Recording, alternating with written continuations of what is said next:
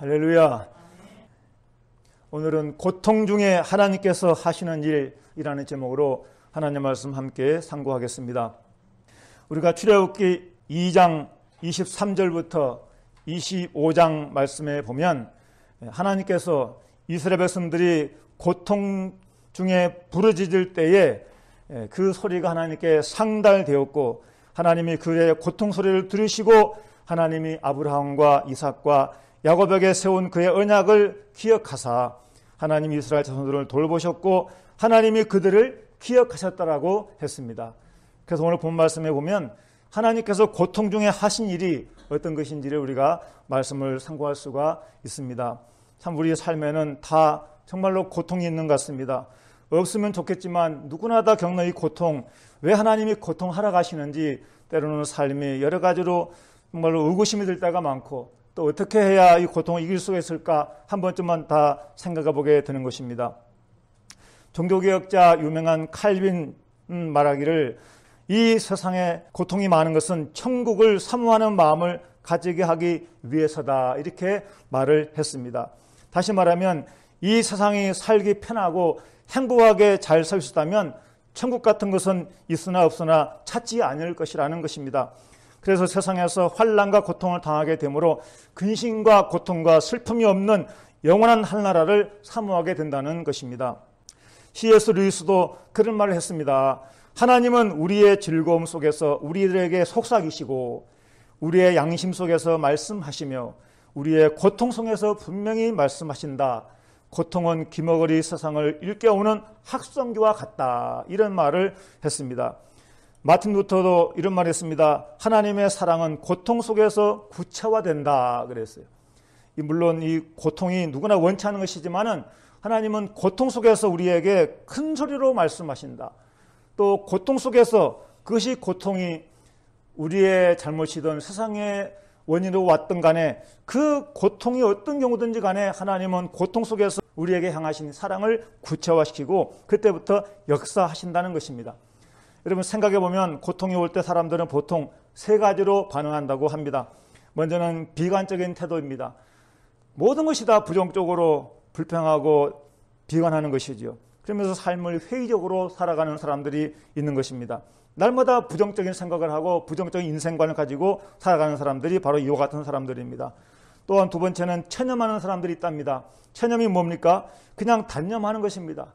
그냥 뭐 될 대로 되겠지 하면서 다 그렇게 살아가는 걸 뭐 하면서 정말 체념하면서 아무 희망이나 꿈이나 의지 없이 그렇게 물 흐르듯이 바람 부는 대로 따라가는 것이 체념하는 사람인 것입니다.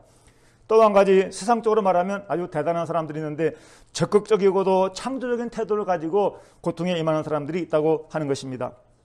여러분, 그런데 우리가 고통을 사람의 의지만으로 이길 수가 있습니까? 아무리 적극적이고 창조적인 태도를 가진다 할지라도 불가항력적인 고통은 우리가 어떻게 이길 수가 있다는 말입니까?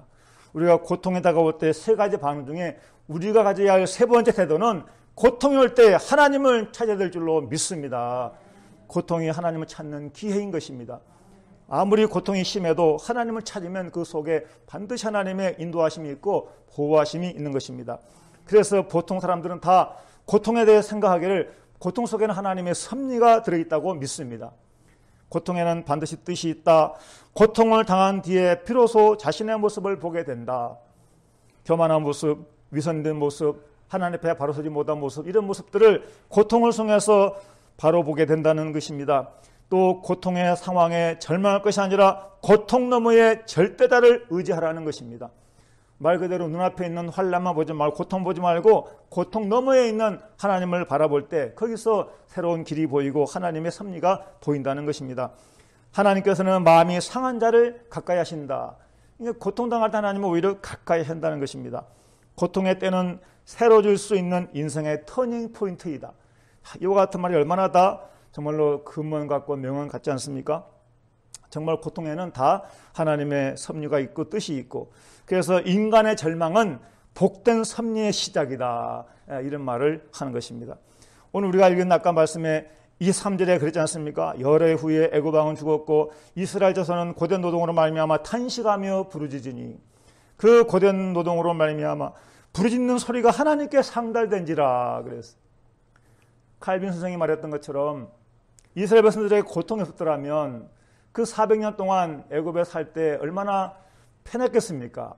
살기 좋은 그런 땅에 정착하면서 안주하면서 번성하면서 더 이상 바랄 것이 없는 그러한 나라의 번영을 이루었습니다.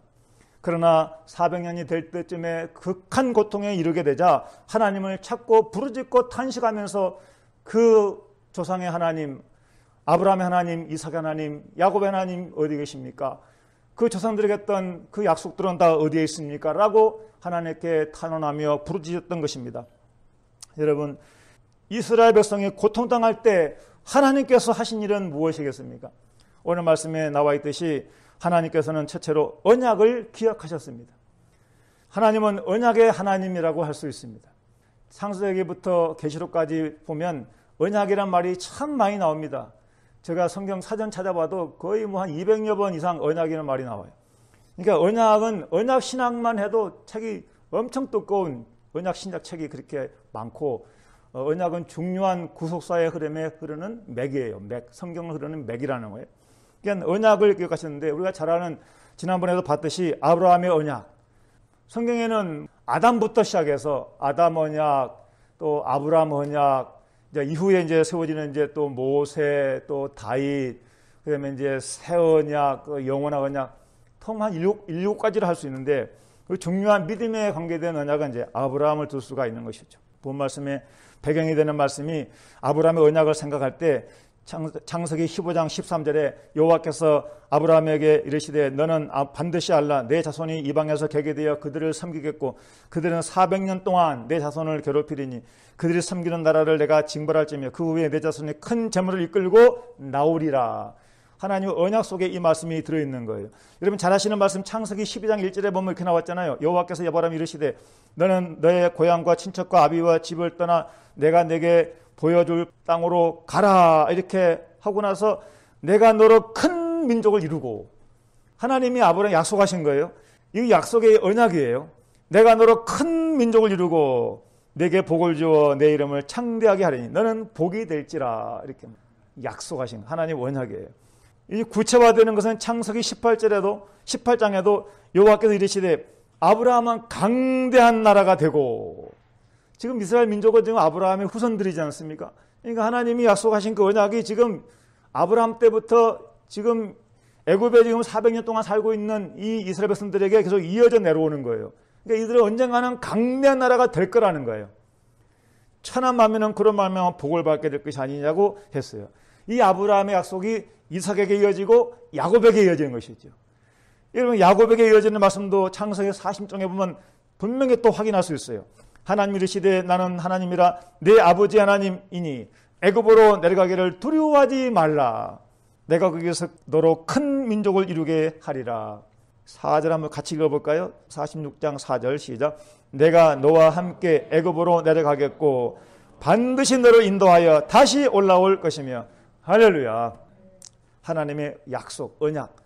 지금 아브라함 때부터 시작한 약속이 이삭에게로, 야곱에게로, 그리고 12지파에게로, 이제 지금 나중에 이제 12지파가 되죠. 12아들에게, 한 민족에게 이렇게 내려오는 것입니다. 그러니까 애굽 내려갔습니다. 이제 올라올 것이에요. 그리고 약속이 하나님 언약은 반드시 널 인도하여 다시 올라올 것이다 라고 하신 거예요.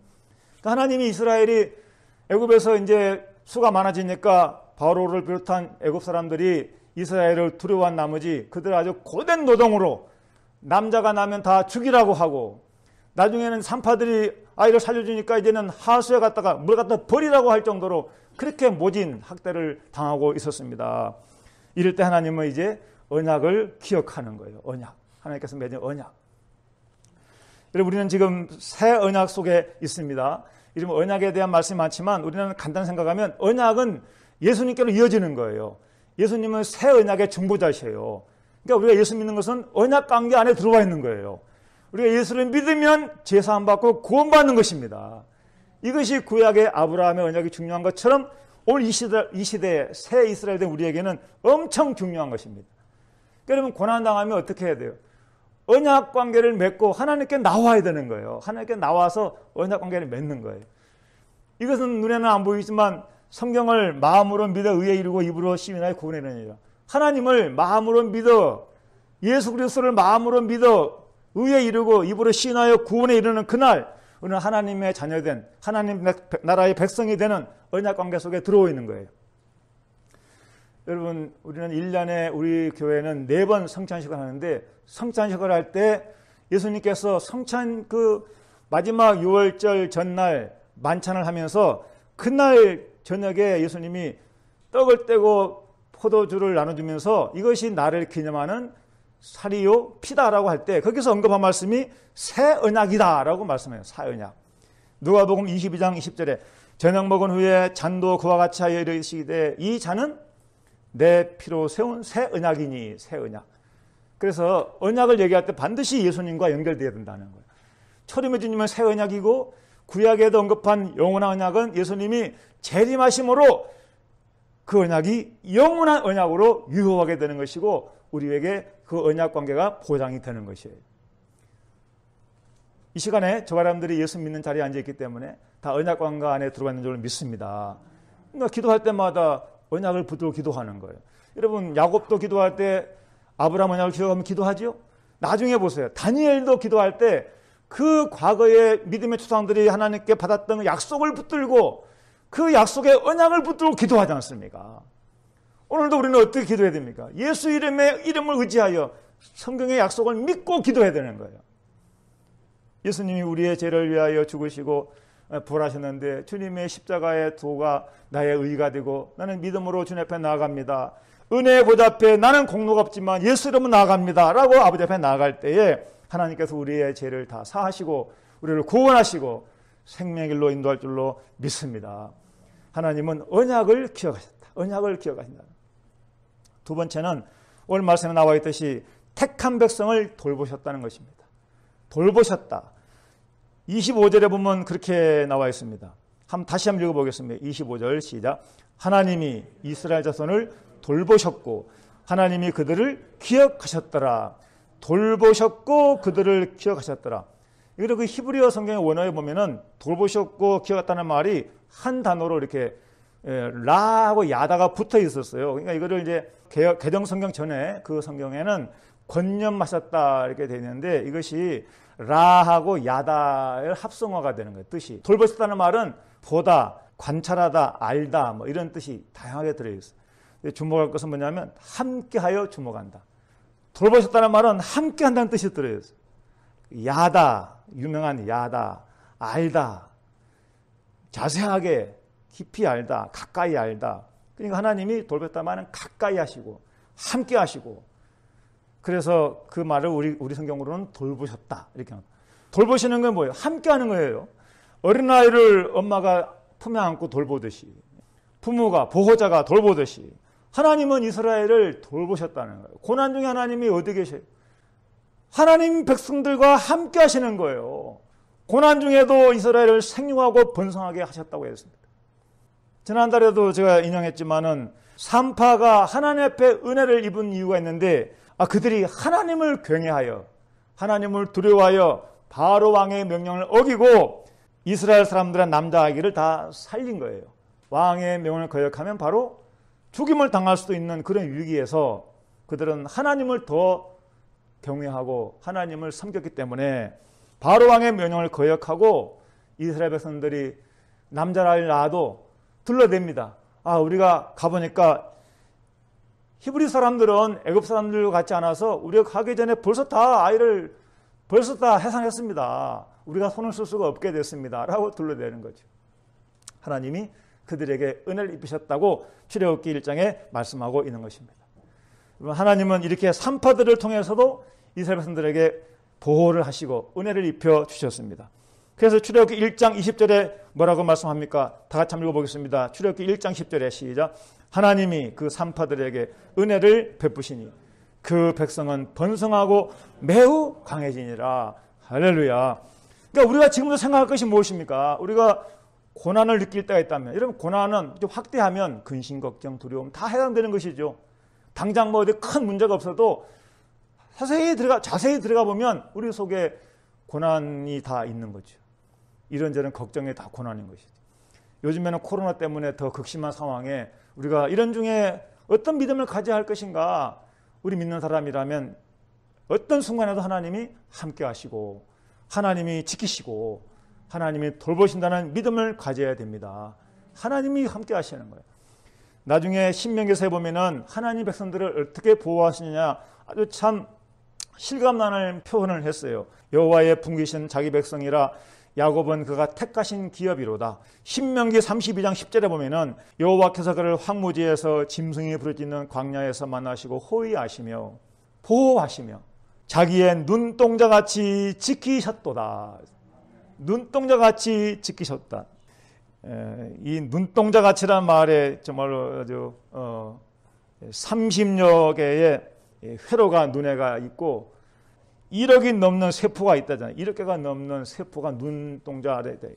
그만큼 민감한 눈동자에 하나님께서 우리가 이 눈을 보호하도록 속눈썹부터 눈꺼부터 해가지고 아주 반사적으로 눈을 잘 보호하도록 하신 같이 예민한 눈동자를 그렇게 잘 보호하게 하신 같이 하나님이 이렇게 우리를 눈동자같이 조금만 문제가 있어도 하나님이 그냥 당장 임하셔서 도우신다는 그런 아주 실감나는 표현인 것이죠. 저는 어떤 책을 보다가 아주 실감나는 실화를 하나 소개하려고 합니다. 위기 그곳에 계신 하나님이라는 책이 있는데 데이빗 월커슨이 쓴 책인데 1666년에 대도시인 런던이 화재로 폐허가 되고 도시가 불타는 그런 일이 있었습니다. 부자들이 하룻밤에 가난해지고 국민 대다수가 공공해지는 아주 엄청난 대화재가 있었는데 이 화재 사고에 대해서 몇 년 후에 존 플레블이라는 사람이 기념식에서 그런 말을 했다는 거예요. 런던을 휩쓸었던 전염병과 화재는 능력 있고 충성된 많은 그리스도의 목회자들이 그 도시와 국가로부터 내쫓김과 묵살을 당한 후에 일어났습니다. 그리스도께서는 핍박이 그분의 제자들에게 가해졌던 것과 그분 자신에게 가해졌던 것에 붕괴하셨습니다. 이런 말을 했어요. 여러분 이것이 무슨 의미냐면 그 화재가 일어나기 전에 대도시 런던에 5마일 법령이 생겼어요. 간단하게 얘기하면 여러분 영국은 1500년대 메리 여왕이 등극할 때부터 이 개혁교회, 우리 기독교 개혁을 아주 반대했어요. 그래서 구교로 돌리라 그러고 또 거기서 또 서로 반발이 또 만만치 않으니까 이제는 국교를 만들어 가지고 국교로 편입되지 않으면 다 축출했어요. 축출. 그래서 엄청난 고난을 우리 개신교 교인들이 당한 거예요. 그래서 5마일 법령이 뭐냐면 모든 개신교회 사역자들은 가족이건 친척이건 5마일 밖으로 다 떨어져 나가라고 강제 명령을 내린 거예요. 집도 못 들어가게 만들었어요. 접근 금지 소위 말하면. 5마일 밖으로 다 쫓아내는 이런 엄청 어처구니 없는 일이 일어난 것입니다. 종교 핍박이죠 완전히. 근데 6개월이 채 지나지 않아서 대화재가 나가지고 많은 재산들이 다 불타고 그 부자들이 하루아침에 가난으로 변하게 됐지만은 목사님들 또 하나님의 사역자들 교회 전문직을 맡은 사람들 다 쫓겨나서 없었기 때문에 한 사람도 피해를 당하지 않았다는 것입니다. 여러분 하나님이 보호하시려면 이렇게도 하나님이 그 고난을 환난을 하나님 방법으로 더 유익이 되게 하시는 거예요. 세상 가운데 이런 일이 지금도 엄청나게 얼마든지 일어나고 있다는 것이에요. 하나님의 섭리는 우리가 다 측량할 수가 없고 다 생각할 수가 없습니다. 그러므로 여러분 고난이 있을 때 하나님의 섭리를 바라보고 만일에 우리가 사명이 다하고 생명이 다하면 하나님 집에 가는 거고요. 그러니까 환난을 두려워하지 말고 고통을 두려워하지 말고 사망을 죽음을 두려워하지 말아라는 거예요. 그 정도 믿음이 돼야 되는 거예요. 그래야 어떤 경우에도 믿음을 지킬 수가 있고 어떤 경우에도 하나님 앞에 바로 서서 떳떳하게 믿음으로 담대하게 살아갈 수가 있는 것입니다.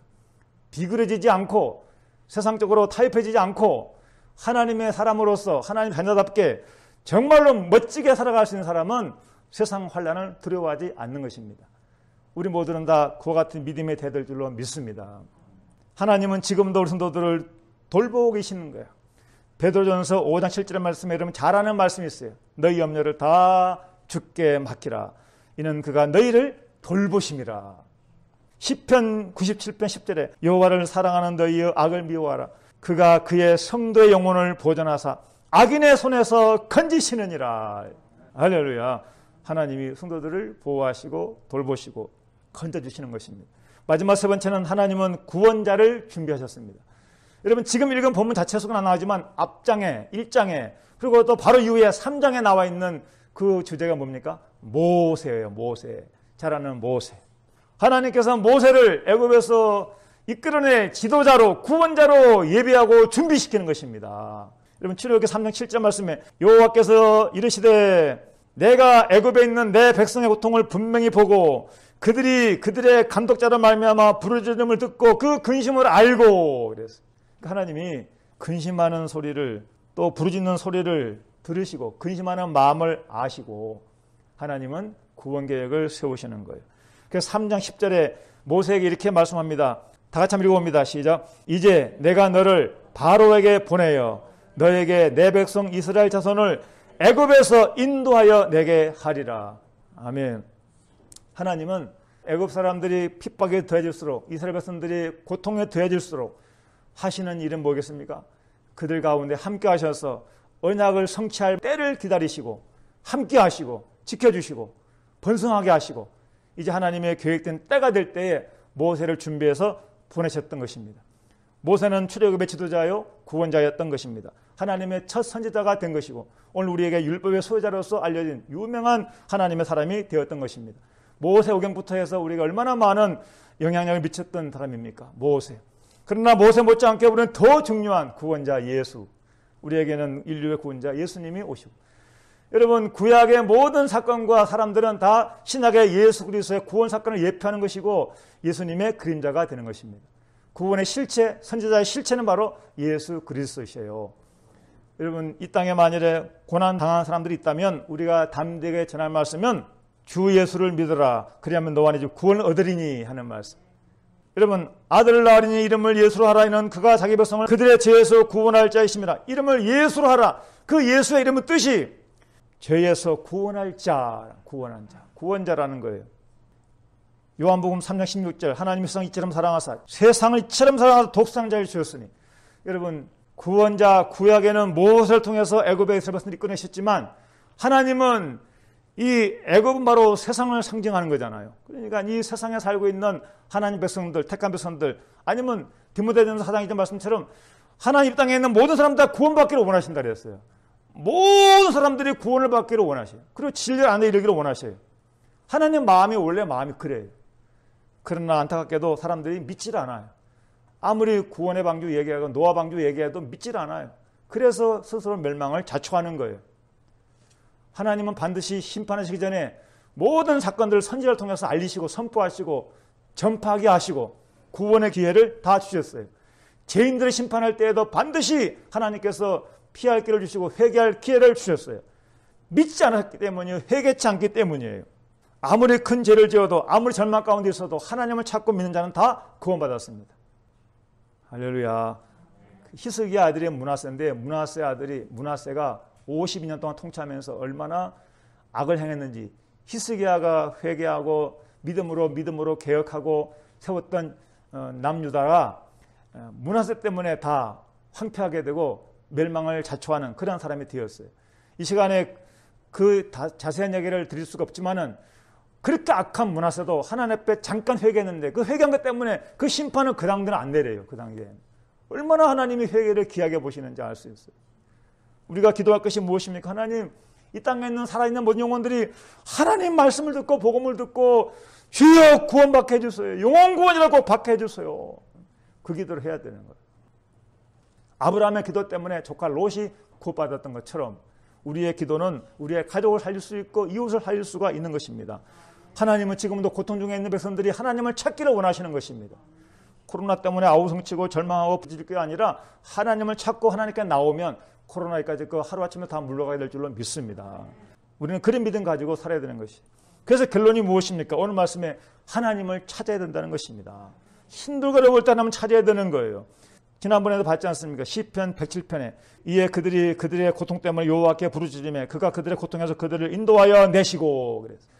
여러분 참 재밌는 게 있습니다. 시편 107편에 네 가지 고통과 네 가지 답이 나오는데 네 가지 고통을 요약하면 이렇게 요약할 수 있어요. 방황과 불안과 목마름의 고통 4절부터 5절. 두 번째는 삶의 흑암과 사망의 그늘이 주는 고통 죽음의 공포가 다가오고 질병 때문에 고통당하고 막 그런 게 있잖아요. 삶의 흑암, 가난이든 질병이든. 세 번째는 삶에 대한 의욕 상실의 고통. 네 번째는 자신을 통제하지 못하는 죄를 짓는 그 고통. 이런 고통들이 네 가지로 이어갈 수가 있어요.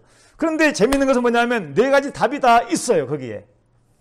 시편 107편 6절에 이에 그들이 근심 중에 여호와께 부르짖음에 그들의 고통에서 건지시고. 여러분 잘 보세요. 근심 중에 여호와께 부르짖음에 그들의 고통에서 건지시고. 이게 첫 번째 답이에요. 두 번째 답이 6절부터 13절, 19절, 28절인데 네 절 다 똑같이 답이, 네 가지 고통에 대한 답이 똑같아요. 똑같아요. 다 똑같은 답이 뭐예요? 어떤 고통이든 간에 하나님께 부르짖었더니 하나님께서 고통에서 건지시고 또 인도해 내시고 하나님께서 이스라엘 백성들을 그 고통에서 구원해 주셨다는 것입니다. 그래서 우리는 결론이 무엇입니까? 꼭 우리는 하나님을 찾고 의지해야 된다는 것입니다. 데이비드 브링클린이라는 사람이 이런 말을 했습니다. 신은, 우리는 하나님이에요. 신은 가끔 빵 대신 벽돌을 던져주는데 어떤 사람은 원망하면서 그 벽돌을 차다가 발가락 하나가 부러지기도 하고 어떤 사람은 그 벽돌을 추초돌로 삼아 더 높은 곳으로 올라가면 또는 기막힌 집을 짓기도 한다. 이런 말을 했어요. 멋진 말이지 않습니까? 하나님이 우리에게 그냥 아무 때나 떡 주고 빵 주고 이런 게 아니라 때로는 벽돌을 던질 때가 있다. 그러면 이 벽돌을 믿음으로 긍정으로 생각하면 밟고 올라가 더 높은 곳을 볼 수도 있고 그거를 모아가지고 더 멋진 집을 지을 수도 있다는 것입니다. 그러나 에이 하면서 이 벽돌을 차다가 발가락 하나가 더 부러질 수도 있다는 것입니다. 고통 중에 우리가 할 일이 무엇입니까? 하나님을 찾고 그 당장 벽돌 같은 딱딱한 뭔가 문제가 당장 내게 유익이 안 되는 뭔가 주어졌다 할지라도 그것을 갖고 하나님께 기도하고 하나님의 뜻을 찾으면 하나님께서 그 유익이 되게 하신다는 것입니다. 역사적인 실화가 있습니다. 태평양 전쟁 때 일본의 귀족들이 많이 걱정했는데 그 세 가족이 가장 안전한 곳을 연구한 결과 오키나와 섬이 가장 안전하다. 여러분 지금 세계에 장수 나라, 장수 고을 네 곳을 찾으면 그곳 하나가 오키나와.